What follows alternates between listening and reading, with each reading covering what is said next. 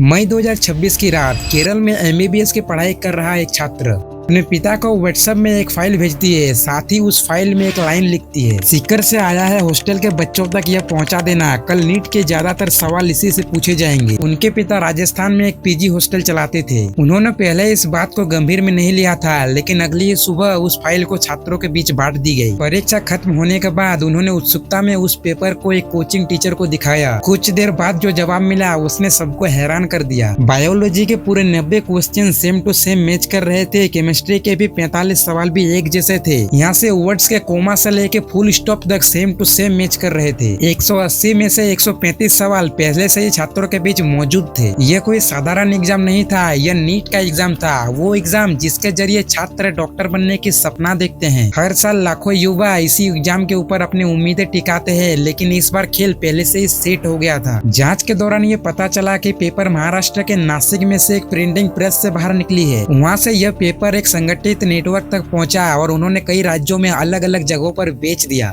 कहीं 5 लाख में डील हुई तो कहीं 30 लाख में। दोस्तों, कुछ छात्रों को तो गेस्ट पेपर के नाम पर वही सवाल दिए गए जो असली परीक्षा में आने वाले थे। जब एक अभिभावक पुलिस में शिकायत करने की कोशिश की तो उन्हें अफवाह फैलाने वाला बोलकर भगा दिया गया। बाद में मामला इतना बड़ा हो गया कि राष्ट्रीय एजेंसी को दखल देना पड़ा। आखिर में एनटीए की एग्जाम को रद्द करना पड़ा और जाँच सीबीआई को सौंप दी गई। अब जरा उस छात्र के बारे में सोचिए जिन्होंने पूरी साल अपनी मेहनत की होगी, जिन्होंने अपने दोस्तों से दूरियां बनाई, सोशल मीडिया भी यूज करना बंद कर दिया। रात दिन उन्होंने पढ़ाई की और परीक्षा देने के बाद उन्हें लगा कि अब संघर्ष खत्म हुआ। लेकिन अचानक एक खबर आती है कि परीक्षा दोबारा होगा। फिर वही किताब, वही तनाव और फिर से उसको वही सब करना पड़ेगा। कुछ छात्रों ने तो अपने नोट्स भी बेच दिए थे और कई ऐसे भी है कि उन्होंने रिजल्ट का इंतजार भी करना स्टार्ट कर दिया था। उन सभी छात्रों का ये सिर्फ एक एग्जाम नहीं था, बल्कि पूरे साल का मेहनत टूट जाना था। इस घटना ने पूरे देश में एक सवाल खड़ा कर दिया, अगर देश के महत्वपूर्ण एग्जाम सुरक्षित नहीं है तो मेहनत करने वाले छात्र आखिर किस भरोसे टिकेगा। और इसीलिए अपनी पूरी जिंदगी में बस एक ही एग्जाम और एक ही दाव पर नहीं लगाना चाहिए, बल्कि आपके पास एक प्लान बी भी होना चाहिए। क्योंकि इस देश के घटिया सिस्टम ने पता नहीं छात्रों के भविष्य के बारे में क्या क्या कर रखे हैं, और ना जाने भारत में ऐसे कितने घटना हुए हैं जिसके बारे में अभी बात भी नहीं की गई है। यह वो पेपर लीक है जिसके बारे में मैं आपको एक छोटे से वीडियो पे समझा पाया हूँ। अब आपका राय क्या है कमेंट पे बताना। क्या भ्रष्ट सरकार को रहना चाहिए या इस्तीफा देना चाहिए? बाकी मिलते हैं अगले वीडियो में, तब तक के लिए धन्यवाद।